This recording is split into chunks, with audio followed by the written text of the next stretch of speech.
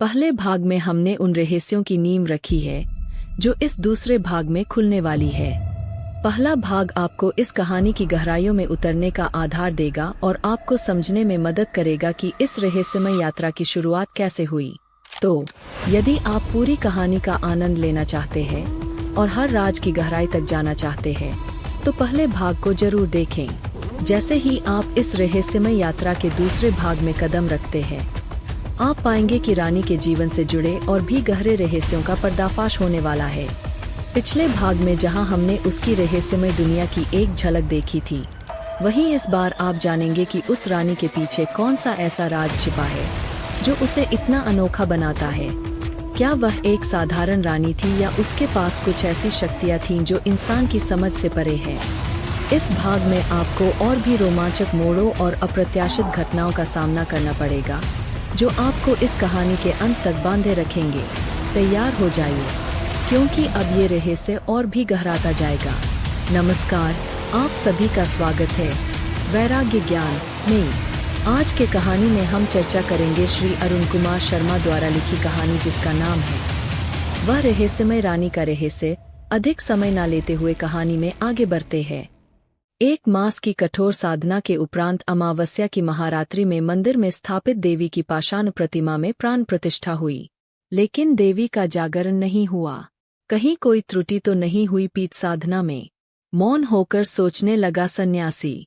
तभी एकाएक छोटी रानी राजलक्ष्मी चांदी के थाल में पूजा का सामान लिए वहां जा पहुंची। बड़े सरकार विस्मित हुए। उस समय मध्य रात्रि थी। रानी राजलक्ष्मी इतनी रात गए सिर्फ एक परिचारिका के साथ छोटी रानी का चेहरा देखकर बड़े सरकार और भी चकित हुए। एकाग्रचित्त से शिवस्तोत्र का पाठ करती हुई सीढ़ियों पर आगे बढ़ती आई वह। पूजा की सामग्री लिए परिचारिका पीछे पीछे चली आ रही थी। मखमली आसान को खिसका कर संकेत द्वारा राजलक्ष्मी से उस पर बैठने को कहकर तंत्र साधक ने रानी द्वारा लाए गए धूप, दीप, नारियल, पंचमुखी शंख व पुष्पों से देवी का आवाहन किया, अंजलि दी। फिर सन्यासी उल्लसित हो उठा। घूमकर राजलक्ष्मी के दोनों पैर पकड़कर उसने कहा, तुम साक्षात कात्यायनी हो। इस मंदिर के द्वार तुम्हारे लिए हमेशा खुले हैं माँ। तंत्र साधक के मंदिर में नारी का प्रवेश निषिद्ध है, किंतु समय व्यतीत हो जाने पर भी देवी की प्रतिमा में प्राण प्रतिष्ठा न कर पाया मैं। जितनी बार भी माँ चामुंडा का आवाहन करके मैंने पुष्पांजलि दी, हर बार अंजलि अस्वीकार हुई। मैं चिंतित हुआ। एकाएक देवी रुष्ट क्यों हो गईं? तांत्रिक क्रियाओं और मंत्रों में कालिकानंद सन्यासी से कभी कोई त्रुटि नहीं होती। फिर आखिर क्या गलती रह गई? मैंने ध्यान लगाया, तब देखा कि तुमने आज उपवास किया है और देवी की अर्चना के लिए पुष्प चुनकर ला रही हो। देवी ने मुझे थोड़ी देर और ठहरने को कहा और तुम्हारी लाई हुई पूजन सामग्री द्वारा आवाहन करते ही देवी की पाषाण प्रतिमा हिल उठी। देवी में प्राण प्रतिष्ठा हो गई। उज्ज्वल आलोक छटा देवी के मुखमंडल पर छा गई। राय चौधरी गंगानारायण सिंह की जमींदारी में देवी का आविर्भाव हो गया है। गंगानारायण, तुम अब निष्कंटक हो, परंतु रानी राजलक्ष्मी के अतिरिक्त अन्य कोई नारी इस मंदिर में प्रवेश नहीं कर सकेगी। पंचमुखी शंख की गंभीर ध्वनि से निस्तब्ध प्रांत गूंज उठा। पूजा समाप्त कर तंत्र साधक ने बड़े सरकार और रानी राजलक्ष्मी के मस्तक पर यज्ञ का तिलक लगा दिया। भोर पहर में राय चौधरी और रानी राजलक्ष्मी महल में लौटे। भाग्य द्वारा छली गई रानी राजलक्ष्मी पर भाग्य मुस्कराया। राजलक्ष्मी दिन भर पूजा, दान व ध्यान करती रहती और संध्याकाल होते ही परिचारिका मातंगिनी के साथ देवी चामुंडा के मंदिर में जा पहुंचतीं। संध्या की मंगला आरती के बाद वह हवेली में लौट कर आतीं। कालिकानंद सन्यासी प्रतिदिन देवी चामुंडा का चरणामृत उन्हें देता। एक दिन चरणामृत ग्रहण करते समय रानी राजलक्ष्मी एकाएक तंत्र साधक से पूछ बैठी, गुरुदेव, साधना का उद्देश्य और तात्पर्य क्या है? प्रश्न सुनकर शव साधक सन्यासी एक बारगी चौंक पड़ा। रानी राजलक्ष्मी ऐसा भी प्रश्न करेगी, शायद इसकी आशा नहीं थी उसे। गंभीर स्वर में वह बोला, साधना का उद्देश्य, तात्पर्य अथवा प्रयोजन है साधक को साक्षी बना देना। मतलब समझी नहीं। हमारे मन में साधना के विषय में और साधना के संबंध में सबसे बड़ी भ्रांति यह है कि साधना भलाई को और शुभ को बढ़ाने वाली है। साधना हमें अच्छे मार्ग पर ले जाने का एकमात्र साधन है। यह भावना भ्रामक है। वास्तविकता तो यह है कि साधना का संबंध न बुराई को कम करने से है, न भलाई को बढ़ाने से है, न तो शुभ को बढ़ाने से है। साधना का संबंध तो भलाई बुराई और शुभ शुभ दोनों का अतिक्रमण और दोनों के पार हो जाने से है। साधना न अंधेरे को मिटाना चाहती है और न प्रकाश को ही बढ़ाना चाहती है। वह तो साधक को अच्छाई भलाई बुराई, शुभ शुभ और अंधकार प्रकाश दोनों का साक्षी बनाना चाहती है। इस संसार में 3 दशाएं हैं मन की। पहली है बुरे मन की दशा, दूसरी है अच्छे मन की दशा और तीसरी है दोनों के पार अमन की दशा। साधना का एकमात्र प्रयोजन यही है कि साधक जब तक अच्छे बुरे और शुभ शुभ दोनों से मुक्त नहीं हो जाता है, तब तक मुक्ति का कोई अवसर नहीं है उसके लिए। अगर आप अच्छे को पकड़ लेंगी तो अच्छे से बंध जाएंगी, बुरे को छोड़ेंगी तो बुरे के जो विपरीत है उससे बंध जाएंगी। लेकिन अगर दोनों को न स्वीकार करे तो वही परम साधक की खोज है कि कैसे वह क्षण आ जाए जब मैं कुछ भी न स्वीकार करूं, न चुनूं, अकेला में ही बचूं, मेरे ऊपर कुछ भी आरोपित न हो, न दुख न सुख, न शुभ न अशुभ, न अच्छा न बुरा। यह जो स्वभाव की सहज दशा है, इसे न आप अच्छा कह सकती है और तो बुरा ही कह सकती है। वह दोनों के पार है, दोनों से भिन्न है और दोनों के अतीत है। लेकिन साधारणतः हम साधना से सोचते हैं अच्छा होने की कोशिश उसके कारण है। उस भ्रांति से पीछे लंबा इतिहास है। समाज की आकांक्षा आपको अच्छा बनाने की है, क्योंकि समाज बुरे से पीड़ित होता है, समाज बुरे से परेशान है, इसलिए आपको अच्छा बनाने का प्रयास चलता है। समाज आपको साधना में ले जाना नहीं चाहता। समाज तो आपको बुरे बंधन से मुक्त कराकर अच्छे बंधन में बांधना चाहता है। समाज यह भी नहीं चाहता कि आप पूर्ण स्वतंत्र हो जाएं, क्योंकि परम और पूर्ण स्वतंत्र व्यक्ति तो समाज का शत्रु जैसा मालूम पड़ेगा। समाज चाहता है रहें तो आप परतंत्र ही, पर समाज जैसा चाहता है उस ढंग के परतंत्र हों। समाज आपको अच्छा बनाना चाहता है ताकि समाज को कोई उच्छृंखलता, कोई अनुशासनहीनता, आपके द्वारा कोई उपद्रव, बगावत, विद्रोह न झेलना पड़े। समाज आपको धार्मिक भी नहीं बनाना चाहता, ज्यादा से ज्यादा वह आपको नैतिक बनाना चाहता है। और नीति और धर्म बड़ी अलग अलग बातें हैं। नास्तिक भी नैतिक हो सकता है, और अक्सर जिसे हम आस्तिक कहते हैं उनसे अधिक नैतिक होता है। ईश्वर के होने की कोई आवश्यकता नहीं है आपको अच्छे होने के लिए, न मोक्ष की ही आवश्यकता है आपके अच्छे होने के लिए। केवल एक विवेक की आवश्यकता है। नास्तिक भी अच्छा हो सकता है, नैतिक हो सकता है। धर्म कुछ अलग ही बात है। धर्म को इतने से प्रयोजन नहीं है कि आप चोरी नहीं करते, झूठ नहीं बोलते, किसी प्रकार का पाप नहीं करते, बड़ी अक्ल बात है। लेकिन चोरी न करने, झूठ न बोलने और पाप न करने से कोई मोक्ष प्राप्त नहीं कर लेता, कोई मुक्ति को उपलब्ध नहीं हो जाता। जब चोरी करने, झूठ बोलने, पाप करने वाले को कुछ नहीं मिलता तो चोरी, झूठ और पाप से बचने को क्या मिल जाएगा? जब धन एकत्र करने वाले को कुछ नहीं मिलता तो धन छोड़कर क्या मिल जाएगा? अगर धन एकत्र करने से कुछ मिलता होता तो शायद धन छोड़ने से भी कुछ मिल जाता। जब कामभोग में डूबे रहकर कुछ नहीं मिलता तो उनको छोड़कर क्या मिल जाएगा? आप इस बात का ध्यान रखें। फिर जिस वस्तु से लाभ हो सकता है उससे हानि भी हो सकती है, जिससे हानि हो सकती है उससे लाभ भी हो सकता है। लेकिन जिस वस्तु से कोई लाभ ही नहीं होता हो उससे कोई हानि भी नहीं हो सकती। धार्मिक व्यक्ति धन संग्रह को मूर्ता मानता है, बुराई नहीं, वह बाल बुद्धि है। धर्म कामना वासना से डूबे व्यक्ति को पानी नहीं कहता, सिर्फ अज्ञानी कहता है। उसे ज्ञात नहीं कि वह क्या कर रहा है। धर्म की कोई इच्छा नहीं है कि आप जिन जिन वस्तुओं को समाज बुरा कहता है उन्हें छोड़ देंगे तो आप मुक्त हो जाएंगी। सज्जन पुरुषों का अभाव नहीं है, वे हमारे बीच है, फिर भी मोक्ष उनसे उतना ही दूर है जितना दुर्जन से। उस दूरी में कोई फर्क नहीं पड़ता। मोक्ष की दूरी में तो तभी कमी होनी शुरू होती है जब आप न दुर्जन रह जाएं, न सज्जन, न साधु रह जाएं, न असाधु, क्योंकि इन दोनों का द्वंद्व है। और जब तक इंद्र नहीं छूटता तब तक परमहेश अवस्था नहीं आती। साधना का एकमात्र प्रयोजन है धीरे धीरे बाहर की तरफ से भीतर की तरफ आना। साधना अच्छाई भी बाहर है, बुराई भी बाहर है। अगर आप चोरी करती है तो भी आपके अतिरिक्त किसी और का होना आवश्यक है। अकेले आप चोरी कैसे कर सकेंगी? अगर पृथ्वी का सब कुछ नष्ट हो जाए, केवल आप ही बची रहें तो आप चोरी कर सकेंगी, फिर किसकी चोरी करेंगी? तब चोरी का अर्थ ही क्या होगा? अगर आप अकेली है तो चोरी नहीं कर सकती, झूठ भी नहीं बोल सकती। अगर अकेली है तो दान कर सकेंगी, दान के लिए भी दूसरे की आवश्यकता है।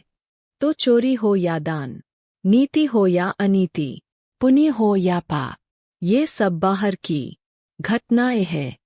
लेकिन सारी दुनिया नष्ट हो जाए और आप अकेले बचें तो भी ध्यान कर सकती है।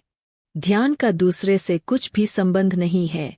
ध्यान के लिए किसी दूसरे की आवश्यकता नहीं पड़ती। ध्यान आंतरिक घटना है, इसीलिए ध्यान भीतर ले जाता है। पाप पुण्य दोनों बाहर भटकाते हैं, अच्छाई बुराई भी। इन सब से अंतःस्थल का कोई संबंध नहीं, अंतःस्थल का संबंध है केवल ध्यान से। इसीलिए साधना का अर्थ है ध्यान, साधना का अर्थ है अंतर्मुखता, साधना का संबंध है स्वयं से। मैं उसे जान ले जो मैं हूँ। सन्यासी कालिकानंद कापालिक के प्रवचन का क्या प्रभाव पड़ा रानी राजलक्ष्मी पर, यह तो बतलाया नहीं जा सकता। लेकिन उस दिन से वह पहले से अधिक गंभीर रहने लग गईं और उनकी ध्यानधारणा का भी समय पहले से अधिक बढ़ गया। थोड़ा रुककर बाबा ने आगे बतलाना शुरू किया। धीरे धीरे पूरे 10 वर्ष का समय व्यतीत हो गया। जमींदारी उस समय भी ठाठ से चल रही थी। रानी राजलक्ष्मी की आयु अब 25 को पार कर चुकी थी। उनका रूप और यौवन पूर्ण परिपक्व हो चुका था। सन्यासी अब बहुत जीर्ण हो गया था। देवी की पूजा अर्चना भी न हो पाती समय से। अब वृद्ध तांत्रिक अपने एक युवा शिष्य को ले आया। युवक अत्यंत सुंदर था, उसका व्यक्तित्व आकर्षक था। कंधों तक लहराते घने काले घुंघराले बाल, बड़ी बड़ी आंखें, गुलाब के फूल से रक्ताब और कोमल होंठ, ऊंचा मस्तक, चौड़ी छाती, लंबा कद, छरहरी देह, गौर वर्ण। नाम था वीरेश्वर कापालिक। बाल्यावस्था में ही संन्यास ग्रहण कर तंत्र के कठोर साधना मार्ग पर चल पड़ा था वीरेश्वर कापालिक। कई कठोर साधना की थी उसने। भयंकर शव साधना के बल पर भी उसने कई दुर्लभ सिद्धियां प्राप्त की थीं। देवी चामुंडा का परम भक्त था वह। उनकी पूजा अर्चना के समय वह बिल्कुल तन्मय और आत्मलीन हो जाता था कुछ समय के लिए। उस दिन सायंकाल के समय भी एकाग्र मन से तन्मय होकर वह युवा सन्यासी सुगंधित कपूर से आरती कर रहा था देवी चामुंडा की। होशवास खोए हुए था। आरती समाप्त होने पर मंदिर में राजलक्ष्मी को देखकर बोहे सिकोड़ी उसने कहा, इस मंदिर में नारी का प्रवेश तो निषिद्ध होना चाहिए। क्यों? मंदिर के कोने में बैठे वृद्ध तांत्रिक ने प्रश्न किया। गुरुदेव, वीरेश्वर कापालिक ने मंदिर के द्वार पर हाथों में पूजा की थाली लिए खड़ी राजलक्ष्मी की ओर उपेक्षा से देखते हुए कहा, आपने स्वयं ही तो शिक्षा दी थी कि तंत्र साधना में नारी का कोई स्थान नहीं है। साधना मार्ग से पतन होने की आशंका रहती है। तुम ठीक कहते हो वीरेश्वर। मातृशक्ति के रूप में उसका चिंतन करने से ही निष्काम तंत्र की साधना होती है। तुम परीक्षा में उत्तीर्ण न हो पाए तो मैं समझेंगा कि तुम पूर्ण सन्यासी नहीं हुए हो। तुम्हारी साधना में अब भी कोई कमी है। रानी राजलक्ष्मी स्वयं कात्यायनी है, स्वयं मातृरूपा शक्ति का अंश है। आपकी आज्ञा शिरोधार्य है गुरुदेव। पूजा समाप्त कर देवी चामुंडा को साष्टांग प्रणाम करके सन्यासी वीरेश्वर कापालिक धीरे धीरे चलकर मंदिर के बाहर निकल आया। उसने फिर रानी राजलक्ष्मी की ओर नहीं देखा। रानी राजलक्ष्मी मंदिरद्वार से बाहर जाते हुए गौरवर्ण और सुगंधित देह के युवा सन्यासी को ताकती रहीं और मन ही मन अपने आप से प्रश्न किया उसने, यह सुदर्शन युवक संसार से विरक्त हो सन्यास क्यों ले बैठा? यहाँ क्यों आया यह? और मंथर गति से मंदिर की सीढ़ियां उतरकर राजलक्ष्मी परिचारिका के साथ हवेली में लौट गईं। उस रात नींद नहीं आई उन्हें। पूरी रात जागती रहीं। बार बार उसने पर ले जाने का एकमात्र साधन है। यह भावना भ्रामक है। वास्तविकता तो यह है कि साधना का संबंध न बुराई को कम करने से है, न भलाई को बढ़ाने से है। न तो शुभ को बढ़ाने से है। साधना का संबंध तो भलाई बुराई और शुभ शुभ दोनों का अतिक्रमण और दोनों के पार हो जाने से है। साधना न अंधेरे को मिटाना चाहती है और न प्रकाश को ही बढ़ाना चाहती है। वह तो साधक को अच्छाई भलाई बुराई, शुभ शुभ और अंधकार, प्रकाश दोनों का साक्षी बनाना चाहती है। इस संसार में 3 दशाएं हैं मन की। पहली है बुरे मन की दशा, दूसरी है अच्छे मन की दशा और तीसरी है दोनों के पार अमन की दशा। साधना का एकमात्र प्रयोजन यही है कि साधक जब तक अच्छे बुरे और शुभ शुभ दोनों से मुक्त नहीं हो जाता है, तब तक मुक्ति का कोई अवसर नहीं है उसके लिए। अगर आप अच्छे को पकड़ लेंगी तो अच्छे से बंध जाएंगी, बुरे को छोड़ेंगी तो बुरे के जो विपरीत है उससे बंध जाएंगी। लेकिन अगर दोनों को न स्वीकार करे तो वही परम साधक की खोज है कि कैसे वह क्षण आ जाए जब मैं कुछ भी न स्वीकार करूं, न चुने, अकेला में ही बचूं, मेरे ऊपर कुछ भी आरोपित न हो, न दुख, न सुख, न शुभ, न अशुभ, न अच्छा, न बुरा। यह जो स्वभाव की सहज दशा है, इसे न आप अच्छा कह सकती है और तो बुरा ही कह सकती है। वह दोनों के पार है, दोनों से भिन्न है और दोनों के अतीत है। लेकिन साधारणतः हम साधना से सोचते हैं अच्छा होने की कोशिश, उसके कारण उस भ्रांति से पीछे लंबा इतिहास है।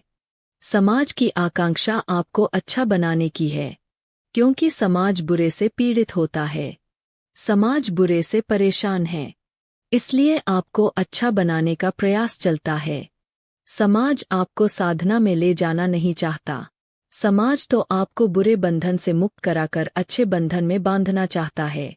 समाज यह भी नहीं चाहता कि आप पूर्ण स्वतंत्र हो जाएं, क्योंकि परम और पूर्ण स्वतंत्र व्यक्ति तो समाज का शत्रु जैसा मालूम पड़ेगा। समाज चाहता है रहें तो आप परतंत्र ही, पर समाज जैसा चाहता है उस ढंग के परतंत्र हों। समाज आपको अच्छा बनाना चाहता है ताकि समाज को कोई उच्छृंखलता, कोई अनुशासनहीनता, आपके द्वारा कोई उपद्रव, बगावत, विद्रोह न झेलना पड़े। समाज आपको धार्मिक भी नहीं बनाना चाहता, ज्यादा से ज्यादा वह आपको नैतिक बनाना चाहता है। और नीति और धर्म बड़ी अलग अलग बातें हैं। नास्तिक भी नैतिक हो सकता है और अक्सर जिसे हम आस्तिक कहते हैं उनसे अधिक नैतिक होता है। ईश्वर के होने की कोई आवश्यकता नहीं है आपको अच्छे होने के लिए, न मोक्ष की ही आवश्यकता है आपके अच्छे होने के लिए, केवल एक विवेक की आवश्यकता है। नास्तिक भी अच्छा हो सकता है, नैतिक हो सकता है। धर्म कुछ अलग ही बात है। धर्म को इतने से प्रयोजन नहीं है कि आप चोरी नहीं करते, झूठ नहीं बोलते, किसी सामने वीरेश्वर कापालिक की गंभीर मुखमुद्रा थिरक उठती थी। यही दशा सन्यासी की भी थी। पूरी रात वह भी नहीं सो सका। बार बार कौन सी जाति उसके मानस पटल पर राजलक्ष्मी की रूप शिखा करता, पर किसकी आरती करता था वह देवी कालरात्रि चामुंडा की कराल मूर्ति तो नहीं थी, वह तो रानी राजलक्ष्मी दिखाई पड़ रही थी उसे। बार बार आंखें मलकर वह देवी की प्रतिमा को देखता, बार बार रानी राजलक्ष्मी की मूर्ति आंखों के सामने आ जाती। न जाने क्या हो गया था उस युवा सन्यासी को, स्वयं भी वह समझ नहीं पा रहा था। पूजा आरती समाप्त होते ही पंचमुंडी आसन की ओर चला जाता वहां एकांत में बैठकर चुपचाप रोता फूट फूट कर। यह क्या हो गया? देवी उसकी परीक्षा ले रही थीं या कि उसे छल रही थीं? आजन्म ब्रह्मचर्य का पालन करने वाले गुरु का श्रेष्ठ शिष्य था वह, उसका यह कैसा मानसिक पतन हो रहा था। फिर वह पंचमुंडी आसन से वापस लौटकर अस्वस्थ गुरुदेव की शैया के पास जा बैठता। गुरु के चरणों को पकड़कर वह रोता और कहता, गुरुदेव, इस मंदिर के गुरुतर उत्तरदायित्व से मुझे मुक्त कीजिए। ऐसा नहीं हो सकता वत्स, तुम्हें इस परीक्षा में उत्तीर्ण होना ही होगा। यदि परीक्षा में उत्तीर्ण हो गए तो समझेंगा कि तुम सच्चे साधक हो। इतना जान लो कि राजलक्ष्मी के पुष्पर्ध्य से देवी में प्राण प्रतिष्ठा हुई है। सब सुन चुका हूँ गुरुदेव, किंतु मुझे मुक्ति दीजिए। मैं हिमालय स्थित उस निर्जन मठ में चला जाता हूँ। ऐसा नहीं हो सकता वीरेश्वर। वीरेश्वर लौट आता। पंचमुंडी आसन पर बैठकर श्यामा संगीत छेड़ देता वह। धुपद गाता तो बीच में वसंत हो जाता। अनजाने में ही वह विरह कातर श्री राधिका का आवेदन गाता और फिर चंद्रावती की व्याकुलता। यकायक पैरों पर उष्ण जल को स्पर्श होता और वह चौंक पड़ता। उसके पैरों को किसकी घनी काली केशराशि घेरे हुए है। रानी राजलक्ष्मी सन्यासी के दोनों पैर सीने से लगाए रो रही थी।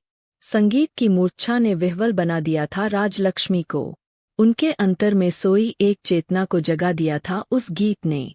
रानी माँ चलिए, अब सवेरा हुआ जा रहा है, चलती हूँ।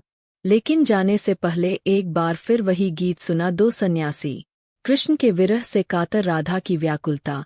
वीरेश्वर चौंक पड़ा। क्यों आई है राजलक्ष्मी उसकी साधना में विघ्न उपस्थित करने? क्यों आती है यह बार बार? तेज कदमों से वह मंदिर के अंदर चला गया।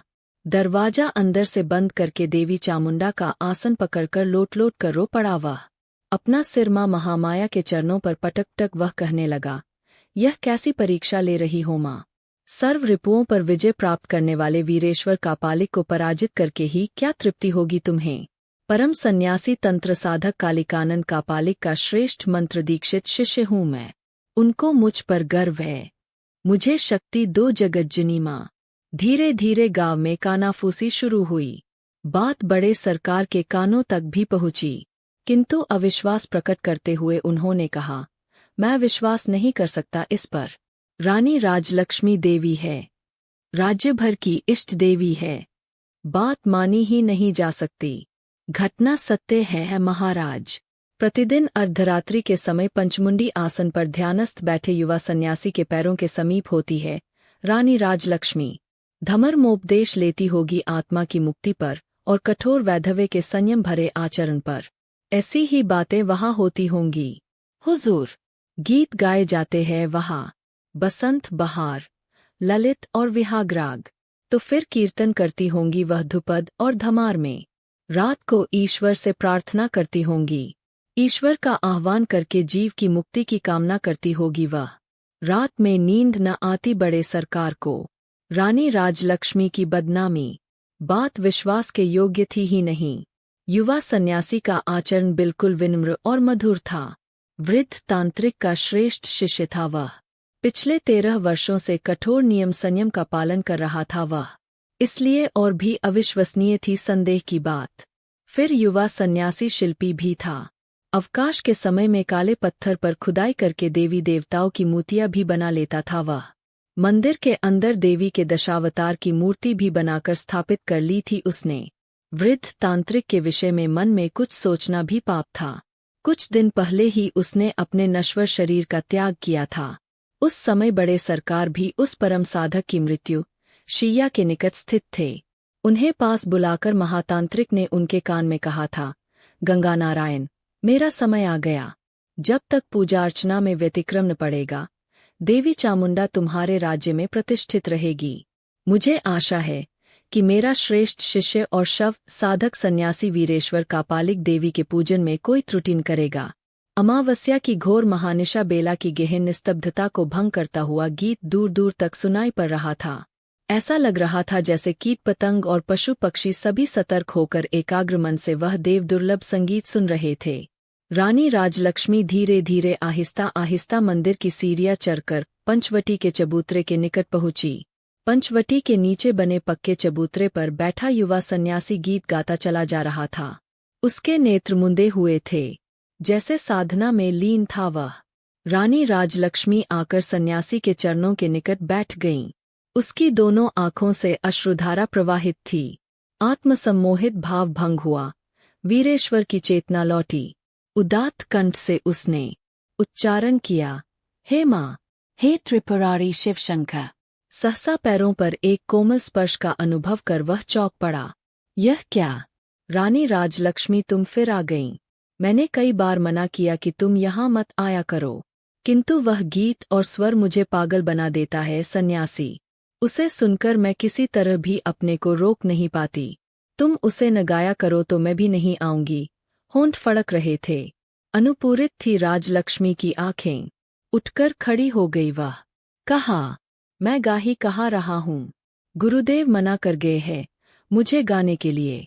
इस विषय में चेतावनी भी दे गए मुझे।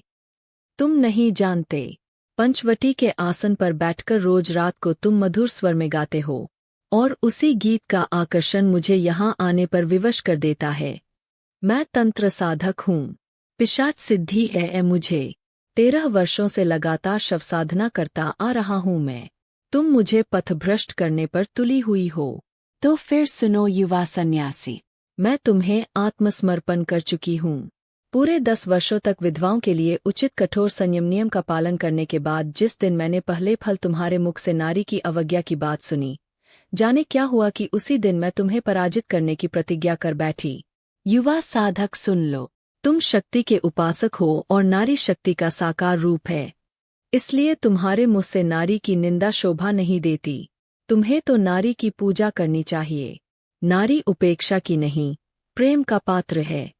पुरुष सृष्टा है, नारी प्रेमिका है। शांत हो जाओ प्रेम और मंदिर की सीमा के बाहर जो परमेश्वर के रूप में नारी मनुष्य की अस्तव्यस्तता है, अशांति है। तुम मेरे ध्यान, धारणा, समाधि, निष्ठा, आचार और साधन की व्युति का कारण बन रही हो। मेरी कठोर साधना और सिद्धि का तुम्हारी नारी सुलभ सम्मोहन शक्ति से अधोपतन होने जा रहा है। भोलेनाथ शंकर का भजन करता हूँ तो अनजाने में श्री कृष्ण के विरह में कातर श्री राधिका की मनोवेदना अभिव्यक्त होने लग जाती है। तुम सभी बातों में विघ्न डालती हो। तुम जाओ यहाँ से, कहकर सन्यासी उठ खड़ा हुआ। धीर, शांत और दृढ़ स्वर में रानी राजलक्ष्मी बोली, सन्यासी महाराज, इसमें दोष किसका है? मैंने तो तुमको पहले चाहा नहीं था। तुम यहाँ आए ही क्यों? किसका इशारा था तुम्हारे यहाँ आने में? रानी राजलक्ष्मी, मैं संसार त्यागी सन्यासी हूँ। सन्यासी का अर्थ होता है संसार के लिए शववत और अपने लिए मृतवत।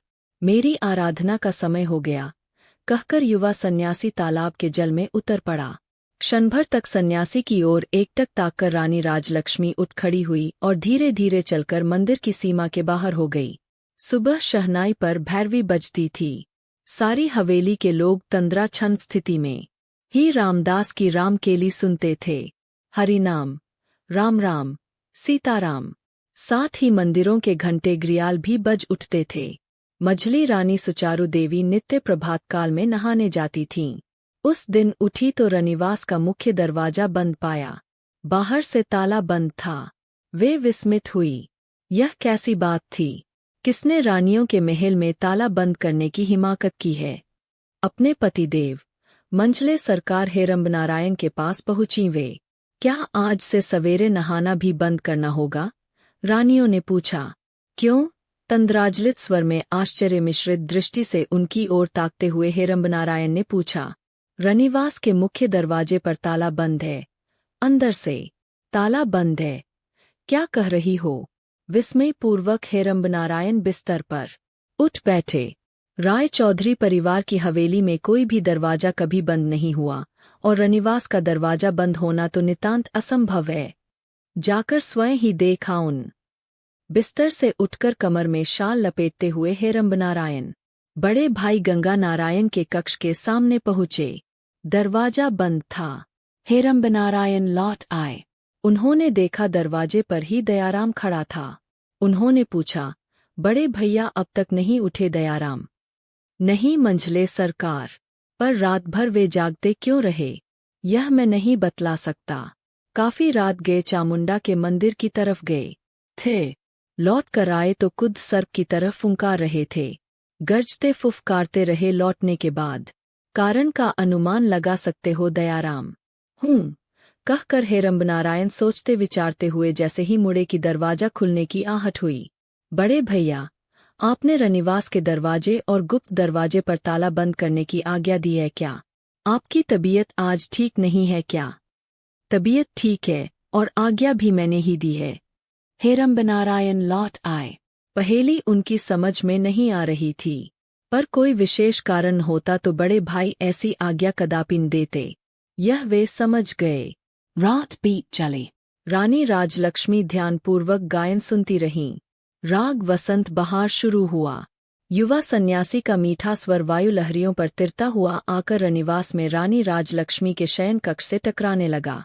कपड़े बदलकर राजलक्ष्मी बाहर जाने को तैयार हुई। लाल चंदन और जवा कुसुम भी साथ ले लिए उसने। मातंगिनी ने बतलाया, दीदी रानी, आज तो सभी दरवाजों पर ताला बंद है, तो फिर मैं कैसे जाऊं? सोचा तो था कि नहीं जाऊंगी, पर वह मधुर और कोमल स्वर मुझे और मेरी आत्मा को पागल बना देता है सखी। अब ऐसा सब कुछ करना छोड़ ही दीजिए दीदी रानी। काफी कानाफूसी हो रही है, अकारण ही बदनामी हो रही है, आपकी और उस युवा सन्यासी की भी। बड़े सरकार को संदेह हो गया है। अमावस्या की रात के अलावा आप जायन कीजिए मंदिर में, नहीं तो आप दोनों पर विपत्ति आ सकती है। किंतु मार्तगिनी, यह जीवन मेरे लिए असह्य हो उठा है। यह अभिनय मुझे अब अच्छा नहीं लगता है। युवा सन्यासी ने मेरे मन को और मेरी आत्मा को पागल बना दिया है। जब मैं उसका संगीत सुनती हूँ, मेरा सारा शरीर झुलसने लगता है। क्या तू भी मेरे मन की बात नहीं समझती? रानी राजलक्ष्मी मातंगिनी की गोद में सिर रखकर फफक कर रोने लगीं। समझती हूँ दीदी रानी, मार्तगिनी ने राजलक्ष्मी का सिर सहलाते हुए कहा, आखिर मैं भी स्त्री हूँ, मेरे सीने में भी दिल है, किंतु समाज के नियम तो मानने ही पड़ते हैं। समाज देह का ऊपरी आवरण देखता है, उसके भीतर को नहीं देखता। सन्यासी का करुण आह्वान सुनो। अपने अनजाने में नित्य रात्रि को वह इसी प्रकार आह्वान करता है, मातंगिनी अच्छा, तू मेरे बदले चली जा और क्षमा मांगकर कहना कि आज राजलक्ष्मी बंदिनी है। किसी न किसी दिन वह आएगी अवश्य, उस दिन की प्रतीक्षा करे वह। मातंगिनी को भेजकर राजलक्ष्मी जाकर खिड़की की छड़ें पकड़कर खड़ी हो गई और सन्यासी का गायन सुनती रहीं। युवा सन्यासी की विरह कातर आत्मा का करुण क्रंदन सुनकर राजलक्ष्मी की आंखों से झरझर कर बहने लगे आंसू। मातंगिनी ने सन्यासी के पास पहुंचकर प्रणाम किया और कहा, महाराज। कौन? मातंगिनी। सन्यासी के स्वर में आकुलता फूट पड़ी। रानी राजलक्ष्मी आज संध्या की आरती में नहीं आईं। नहीं, वे बंदी है आज। उन्होंने निवेदन किया है कि अवसर मिलते ही आएंगी। उन्हें आने से मना कर देना मातंगिनी।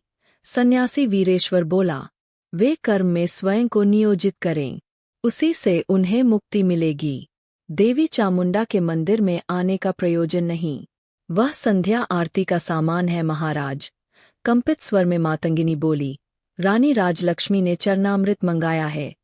आरती करने के बाद प्रसाद देकर मातंगिनी को विदा करते हुए विरक्त स्वर में सन्यासी ने कहा, रानी राजलक्ष्मी से कह देना कि तुम्हारे द्वारा ही नित्य चरणामृत भेज दिया करूंगा। फिर एक दिन रानी राजलक्ष्मी एकाएक सन्यासी की गोद में आ गिरी, रोकर बोलीं, मेरे लिए क्या आदेश है? शांत रहो, तुमने सोच लिया? इस बीच स्थिर, शांत और निर्विकार दृष्टि से सन्यासी ने राजलक्ष्मी की ओर ताका। हाँ, मैंने निश्चय कर लिया है। मेरे इस जीवन की कामना, वासना, साधना और आराध्य तुम ही हो। अंतर्द्वंद्व में मैं हार गई हूँ, अब मुझसे रहा नहीं जाता। अगर तुमने मुझे स्वीकार नहीं किया तो सुन लो, मैं आत्महत्या कर लूंगी मां महामाया के सामने। क्या जाने देवी चामुंडा की क्या इच्छा है? सन्यासी वीरेश्वर ने गहरी सांस लेकर कहा। फिर वह सोचने लगा, कौन सा मार्ग चुने? इतने वर्षों की कठोर साधना क्षण भर में नष्ट हुई जा रही है। रानी राजलक्ष्मी बोलीं, सतपथ कौन सा है महाराज? इसकी विवेचना आज तक कोई नहीं कर पाया है, और नारी ही एकमात्र शक्ति है, यह बात भी अस्वीकार नहीं की जा सकती। जानता हूं कि नारी शक्ति है, किंतु उस शक्ति से तंत्र साधना का सतत विरोध है। नारी सभी कार्यों में विघ्न उपस्थित करती है। साधना मार्ग में भी वह बाधा स्वरूप है, इसलिए उसका आध्यात्मिक भूमि में न कोई स्थान है और न कोई महत्व। विषन्न भाव से बोला वीरेश्वर सन्यासी। रानी राजलक्ष्मी यह सुनकर हंस पड़ी, फिर व्यंग्यात्मक स्वर में कहने लगी, महाराज, यदि नारी सभी कार्यों में बाधा ही बनती होती तो विधाता शायद उसकी सृष्टि ही नहीं करते। नर-नारी दोनों के समन्वय में ही सृष्टि का रहस्य और महात्म्य है, इसलिए शक्ति के रूप में नारी का आह्वान किया जाता है। आप भी जिस देवी चामुंडा की साधना उपासना करते हैं, वह भी तो नारी रूपा एक महाशक्ति है, इसे आप क्यों भूल रहे हैं? नारी उसी महाशक्ति का एक महत्वपूर्ण और महिमामय अंश है। थोड़ा रुककर स्थिर दृष्टि से सन्यासी की ओर देखती हुई रानी राजलक्ष्मी ने आगे कहा, नारी के दो ही मुख्य रूप है, माता और पत्नी। पहला पूज्य रूप है और दूसरा है भोग्या रूप। तांत्रिक साधना मूर्ति में नारी के ये दोनों रूप श्लाघनीय है, इसमें कोई संदेह नहीं, क्योंकि आदिशक्ति के दोनों मूल तत्व मातृत्व और कुमारित्व इन्हीं दोनों रूपों का आश्रय लेकर प्रकट होते हैं। इसलिए इनका तिरस्कार नहीं किया जा सकता और न तो नारी की अवहेलना ही की जा सकती है। इसका महत्वपूर्ण कारण है कि सर्वप्रथम कुमारित्व भंग होने पर मातृत्व की उपलब्धि होती है। भोग के बाद ही पूज्या भाव है। पहले भोग होने पर ही नारी को मातृत्व का स्थान प्राप्त होता है। यदि ऐसा न होता तो आपका, मेरा या किसी का भी अस्तित्व इस संसार में न होता। पत्नी के बाद ही नारी माता बनती है महाराज। कहने की आवश्यकता नहीं, पत्नी महाशक्ति का भोग्या रूप है और माता है उसका पूज्या रूप। शायद आपको नहीं मालूम कि तांत्रिक साधना में यथा समय इन दोनों रूपों को ग्रहण किया जाता है। नारी के प्रति 3 भाव है, पशु भाव, वीर भाव और दिव्य भाव। साधारण जन अथवा निम्न कोटि के लोग पशु भाव से नारी का उपयोग करते हैं। साधना में इस भाव का कोई स्थान नहीं। नारी यहाँ बंधनकारक और मोहकारक है। साधक इस भाव से काफी ऊपर होता है। वह वीर भाव से नारी को भोग्या रूप में स्वीकार करता है। इस रूप में महाशक्ति उसकी सहचरी होती है, रक्षिका होती है। यही माया रूप है प्रकृति का, किंतु इसका भेदन आवश्यक है, तभी आगे बढ़ा जा सकता है। जब उसका आत्म अंश आविर्भूत हो जाता है तो वही नारी यानी पत्नी उसके लिए पूज्या हो जाती है। यही मातृरूप है। पत्नी को मातृरूप में स्वीकार करना तांत्रिक साधना का सर्वोच्च भाव है और यही सर्वोच्च भाव दिव्य भाव है। इस रूप में महाशक्ति उसकी पथ प्रदर्शिका होती है। यही महामाया राज है प्रकृति का। तभी तो रामकृष्ण परमहंस देव अपनी पत्नी को माँ कहते थे, क्योंकि उन्होंने दिव्य भाव प्राप्त कर लिया था। अंत में राजलक्ष्मी ने कहा, महाराज, तांत्रिक साधना ब्रह्मचर्य आश्रम में शुरू होती है, गृहस्थाश्रम में परिपक्व होती है और संन्यासाश्रम में उपलब्ध होती है। सारे विश्व में निवृत्ति अपने को प्रवृत्ति के मार्ग में स्थापित करना चाहती है। मिथुन के नाश के लिए यदि कोई साधन है तो वह मैथुन ही है। द्वंद्व का नाश इंद्र से ही हो सकता है। इंद्र के रास्ते अद्वैत की ओर चलना पड़ेगा। जमीन पर गिरने पर उस जमीन के सहारे ही उसका त्याग किया जा सकता है। इतनी सारी कथा सुनाने के बाद तारानाथ ब्रह्मचारी मौन साध गए। ऐसा लगा मानो किसी गहरे विचार में डूब गए हों। थोड़ी देर बाद आकाश में शून्य की ओर निहारते हुए बोले, बिल्कुल उचित व शास्त्र सम्मत बातें कही थी रानी राजलक्ष्मी ने। यह सच है कि आदिशक्ति का आदि विकास अथवा प्रधान विकास मैथुन विषयक अर्थात आनंद के लिए है और है रति के लिए। यही विश्व वासना है। तुमको यह बतला दूं कि जब तक उदात्त दार्शनिक दृष्टि समय क्रम को सर्वतोभावेन आवृत नहीं करती है, तब तक सांसारिक जीवन प्राकृतिक प्राचीनतम मार्ग के अनुसार ही क्षुधा और काम से संचालित होगा। क्षुधा का बहुत महत्व है, किंतु वह अपने आप ध्येय नहीं है, वह दूसरे के लिए है, काम के लिए है। काम के लिए जितने युद्ध हुए वे सभी प्रेम के लिए ही हुए, उतने आहार के लिए नहीं। अस्तित्व के लिए जितने कल संग्राम हुए वे सब जीवनानंद के लिए ही हुए। तुमको यह ज्ञात होना चाहिए कि सृष्टि की उत्पत्ति मैं हो जाऊं इस प्रकार के अस्तित्व की इच्छा से नहीं हुई, बल्कि आनंद से हुई है। जन्म में भी आनंद है, जीवन में भी आनंद है और मृत्यु में भी आनंद है। आनंद ही सब कुछ है, अन्य सभी वस्तुएं आनंद के उपकरण हैं। इसी से उसने दूसरे की कामना की। यह प्रथम कामना ही आदि प्रवृत्ति है, जिसके मूल में रमन की इच्छा थी। आदि जीव को अपने अकेलेपन का बोध था। यदि बोध न होता तो उस आदि कामना, आदि प्रवृत्ति और रमन को आदि इच्छा का आविर्भाव ही न होता। बाबा ने कहा, यही वह स्थान है जहाँ से तंत्र का जन्म होता और आविर्भूत होती है तांत्रिक साधना। आदि जीव की रमने इच्छा की आदि प्रवृत्ति अथवा आदि कामना ही आदि शक्ति है। तंत्र में इसी को परमाशक्ति कहते हैं। यही मूल प्रकृति भी है। जब आदि जीव को अपने से पृथक किसी के अस्तित्व का अनुभव हुआ, तभी अपने अस्तित्व का भी बोध उसे हुआ। इसी संयुक्त भाव की कल्पना तंत्र में अर्धनारीश्वर के रूप में की गई है। निश्चय ही बाबा को तंत्रशास्त्र के मूल तत्वों का विशद ज्ञान था। बड़े सहज रंग से वे समझा रहे थे। भाषा विज्ञान के क्षेत्र में पहला बोध हम के रूप में और दूसरा बोध तुम के रूप में प्रकट होता है। दार्शनिकों के शब्दों में यही हम और तुम, अहम और एतत् है।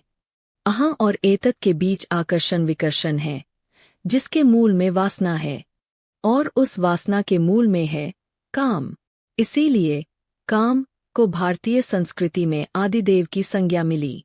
तांत्रिक साधना के कई मार्ग हैं, लेकिन उनमें दो ही मार्ग प्रमुख है।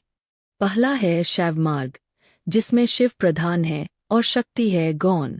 दूसरा है शक्ति मार्ग, जिसमें शक्ति प्रधान है और शिव है गौण। इन दोनों साधना मार्गों के अनुयायी सारे संसार के मूल में शिव शक्ति का संबंध बतलाते हैं। उनकी दृष्टि में सारी सृष्टि मिथुनात्मक है। ऊपर का होंठ शिववाचक और नीचे का होंठ शक्तिवाचक है। दोनों के संयोग से ही शब्दों का प्रस्फुटन होता है। तांत्रिक दृष्टि में भूत, वर्तमान, भविष्य सभी काम से ही प्रवृत्त होते हैं।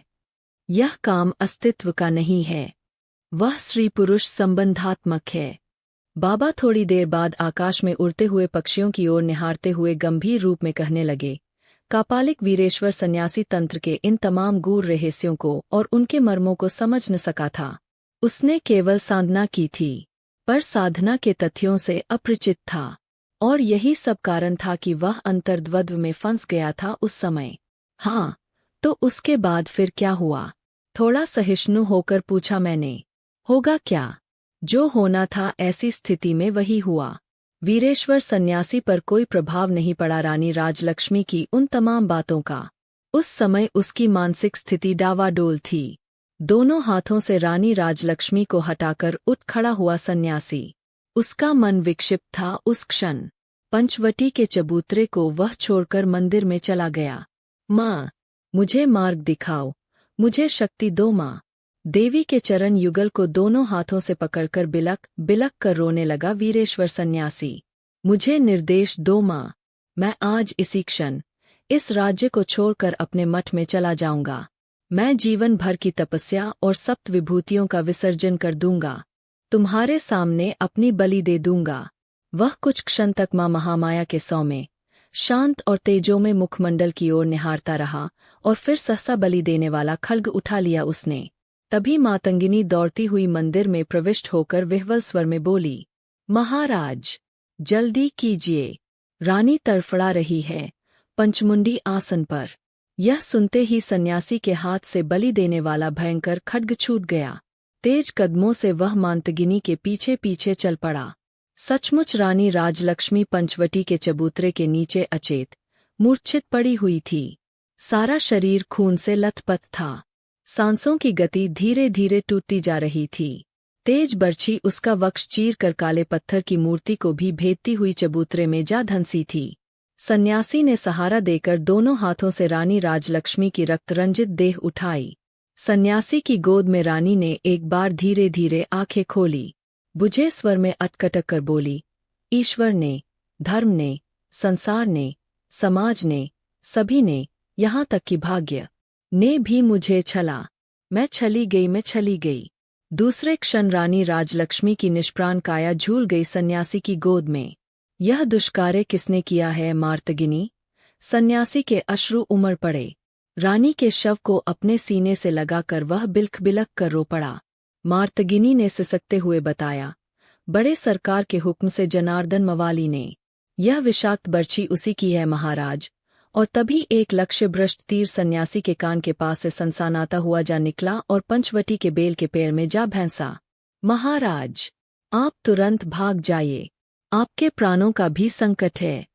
आप मातंगिनी का वाक्य अभी पूरा नहीं हुआ था कि उसी समय दूसरा बाण सनसनाता हुआ आकर उसकी पीठ में घुस गया। भलभलाकर खून निकल पड़ा। दूसरे क्षण जमीन पर लुढ़क पड़ी मातंगिनी। उसकी सांस उखड़ने लगी। फिर भी मरते मरते उसने सन्यासी को बतलाया। बड़े सरकार को संदेह हो गया था।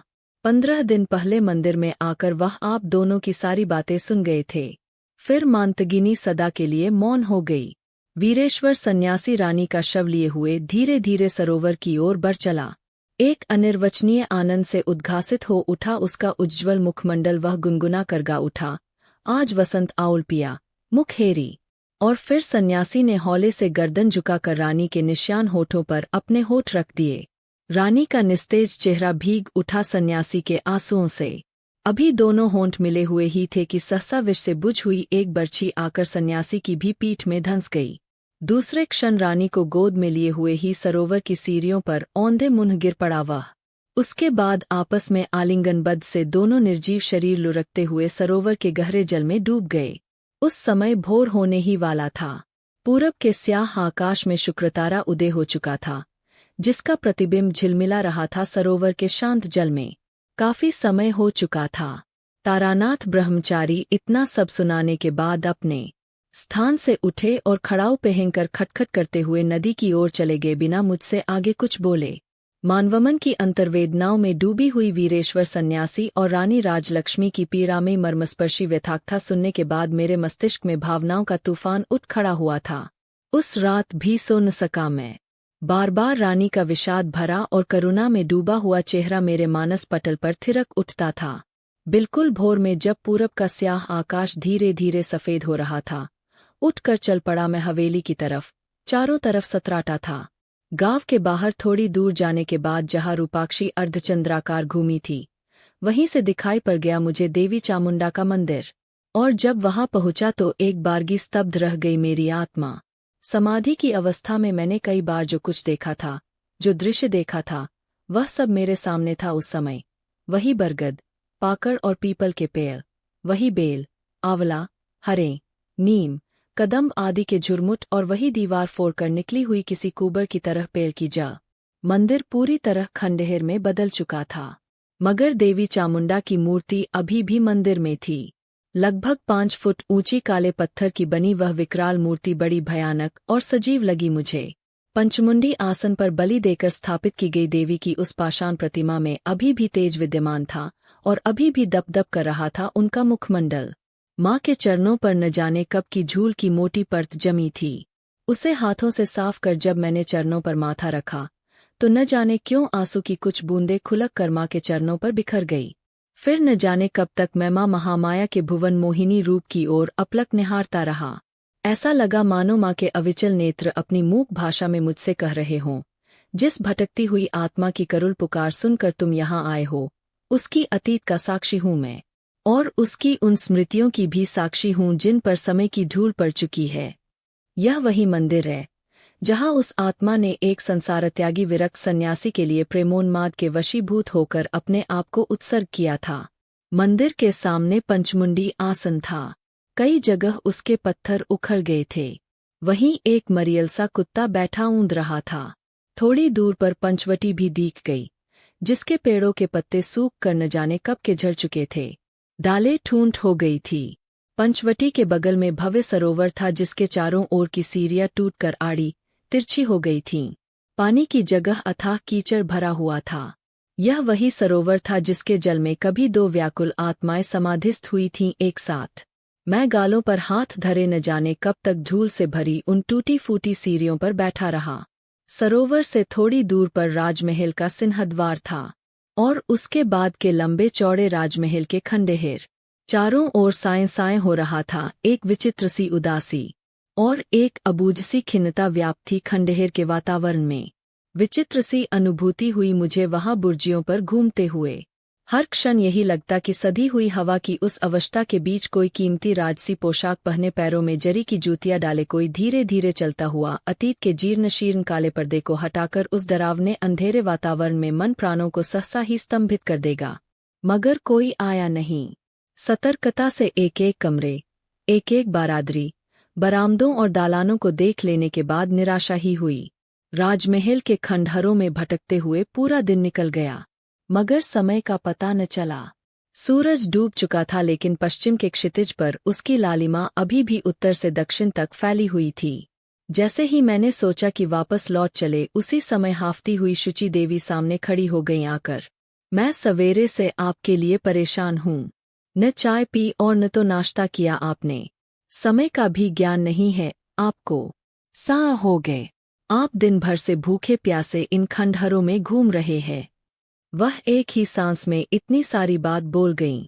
जब मैं खंडहरों से निकलकर बाहर मैदान में आया तो देखा, सारा आकाश अचानक काले भूरे बादलों से भर गया था और उद्दाम हवा के लय पर पेड़ झूम रहे थे। आकाश की ओर निहार कर मैंने कहा, पानी आएगा शुचि देवी?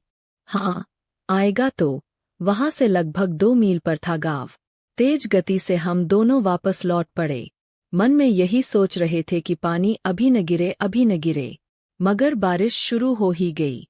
पहले टप-टप कर बूंद टपकी, फिर झरझर कर बरसने लगा आकाश। उद्दाम हवा का तूफानी विलाप भी गूंज उठा।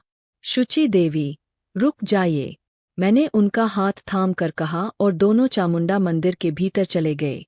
अब तक हम दोनों काफी भीग चुके थे। बारिश जोर शोर से होती रही, कड़कड़ा कर बिजली चमकी। धीरे धीरे बारिश की गति बढ़ती ही गई। सोचा, कहीं जल समाधि ही न हो जाए हम दोनों की यहीं। अंधेरा गहरा गया था और गहरे अंधेरे में आकंठ डूबे हुए मंदिर में श्मशान के प्रेत जैसे खड़े थे हम दोनों। अजीब था वह वातावरण। गहन अंधकार के समुद्र में धरती और आकाश मानो मिलकर एकाकार हो गए थे। शीतल अंधकार और उसके बीच दपदप होने वाली जुगनुओं की हरी हरी चमक और उद्दाम वासना लिए उठती पानी की भीनी भीनी महक। सहसा श्यामल आकाश के विशाल कक्ष को जलाती हुई बिजली चमकी। इस क्षितिज से उस क्षितिज तक का काला पड़ा आकाश का विस्तार प्रखर आलोक से उद्भासित हो उठा। साथ ही अंधकार में डूबे वातावरण को मवती हुई विद्युतवाणी भी गरज उठी। भय और आतंक से शुचि देवी एकाएक मेरे गीले शरीर से लिपट गईं। उफ! सारा शरीर झंझना उठा मेरा। डर लग रहा है क्या? मैंने धीरे से पूछा। हाँ, कहकर शुचि देवी और कसकर लिपट गई मुझसे। उनकी भींगी केश राशि मेरे चेहरे पर बिखर गई। उनकी गर्म गर्म सांसों को अपने बिल्कुल करीब महसूस करने लगा और साथ ही उनके पुष्ट अंगों का मन को विचलित करने वाला उत्ताप भी। सारे शरीर में बिजली सी दौड़ गई। रोम रोम सनसना उठा और साथ ही गर्म हो उठा मस्तिष्क भी। शुचि देवी के दोनों हाथ कसते गए मुझे। फिर उन्होंने अपने शरीर को निढाल छोड़ दिया मेरे ऊपर। बड़ी विचित्र लगी मुझे उनकी यह स्थिति। शुचि देवी, क्या हो गया है आपको? अपने को संभालिए। मगर शुचि देवी ने न कोई जवाब दिया और न अपने को संभाला। वह विवश सी टिकी रही मेरे ऊपर। उसी समय एक अविश्वसनीय घटना घट गई। मैंने धीरे से शुचि देवी को अपने से अलग करना चाहा, तभी वह बोल पड़ी, आपके यहाँ आने से मेरी आत्मा को असीम शांति मिली है। अब मुझे छोड़कर मत जाएगा। एक बारगी चौंक पड़ा मैं। शुचि देवी का स्वर नहीं था वह, कोई और ही बोल रहा था उनके मुख से। कौन था वह? क्या रानी राजलक्ष्मी की आत्मा थी? हाँ, उसी की अतृप्त आत्मा थी। शुचि देवी के माध्यम से उसकी आकुलता फूट पड़ी थी उस घड़ी। समझते देर न लगी मुझे यह रहस्य। बहुत कोशिश करने के बाद भी शुचि देवी मुझसे अलग न हो सकीं। जैतून की शाख की तरह उसकी कोमल भुजाएं कसती ही गई मेरे शरीर को।